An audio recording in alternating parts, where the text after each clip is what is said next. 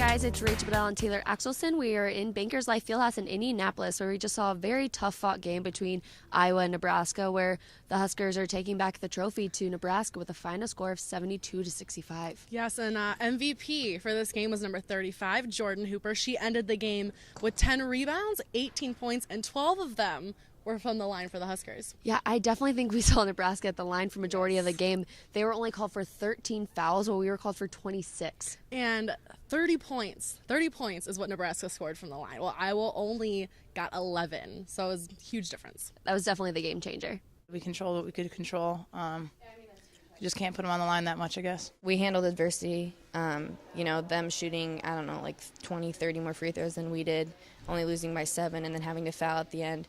Shows a lot about our team. I mean, it's always frustrating. You want to be out there on the court as much as you can, give it your all every second that you're out there, and when that happens, there's nothing you can do about it.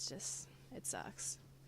And something else we never see is Bluter getting really riled up. She's super passionate, but I saw her get a technical today. I don't think I've ever seen that. And from where we were sitting, it didn't really seem like that big of a deal because Nebraska's number 33, Rachel Terria, kind of blindsided Dixon out of bounds. Possession went the other way, so Bluter called the ref over, and they were having a normal conversation, just like we're having. And ref walked away. Something must have set Bluter off. She stamped her foot, set the ref off. Bluter got a tech. And I think that just shows how frustrated everyone was getting. There was frustration with the crowd, with the team, on the bench. I think everything was just frustration all over the place, which that kind of carried over with offensive rebounds. Yeah, it was insane. So Iowa had 6 offensive rebounds overall, the entire game. Nebraska had 26. 26, a whole 20 more. Yes. And obviously they scored off of them, so that was a huge difference. Lots of frustration today. Nebraska played really well. Obviously, rebounding was something that we struggled with, along with the lack of free throws we shot compared to them. And it was Thiera Taylor's last Big Ten tournament as a senior, and not exactly what she wanted to do. She spent almost 80% of her time on the bench, but not only is she a leader on the court, but her teammates were also looking at her as she was on the sidelines. I think the team just wanted this for her so badly, and those are the things that hurt probably more than anything, is that you just can't send your senior out with what they deserve, and she deserves it. It was a nice run. It was a good run. We haven't been here since my freshman year, and it was nice to be back. Just wish it was a different outcome. And speaking of someone with their last Big Ten tournament, we had Allie Disterhoff with her first Big Ten tournament. She scored 20 points today. She just had an outstanding weekend, I think, for her very first Big Ten. She did, and she's a freshman.